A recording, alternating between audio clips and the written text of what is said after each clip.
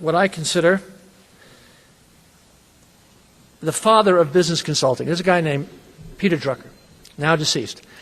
Peter Drucker is really, I mean, there's a lot of gurus that'll come and go, but this is the man. Fundamentally, what he wrote in the 50s, the 60s, 70s, 80s, this is really good stuff.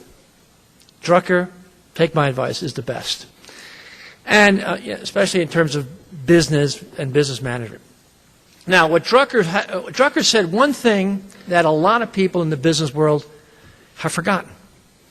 And I just came across it again not too long ago, and I've reprived it, and essentially it's not in your book, but I'll read it to you. He said, because the purpose of business is to create a customer, the business enterprise has two, and only these two basic functions: marketing and innovation. And then he went on to say, marketing and innovation produce results. All the rest are costs. Marketing is the distinguishing and unique function of the business. And that word distinguishing is a critical word. In other words, what he's saying is marketing is what makes you different. Now, that advice, has really been lost in the shrouds of history. As many top management people, they get into finance, they get into organization, they get into human resource, they get into a whole bunch of things, and they sort of delegate marketing down. Big mistake. Big mistake. Now, I have been talking about this distinguishing thing for a long time, this differentiating thing. Okay, guys, you can go to your book now. 1981. I wrote a book called Positioning the Battle for Your Mind, and it said, and the definition is, how do you distinguish yourself in the mind? That's what this book is about, the mind. And how do you get in it? Because that's the battleground. That's where you win or lose, in the mind of your customer and your prospect. 1986. How to use a differentiated idea against your competitor.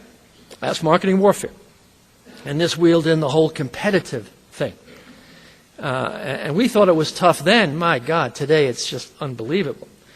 Then in 93, it was the 22 immutable laws of marketing. And it's how to use a differentiating idea to build a brand. In other words, it's kind of the cornerstone in that whole business. And then I went on to talk about the power of simplicity. And I said an effective strategy is about differentiation. Again, what Drucker said long ago and far away. And I sort of connected it up to this is really what strategy is all about. And still, I did not get a sense that people were getting it. So then I said, all right, this is everything you need to know about differentiation. And that was a book called Differentiate or Die. Survival in Our Era of Killer Competition. And I laid it all out there. I said, here are the 8 or 9 ways you can separate yourself. So that is what I've been trying to do year in and year out.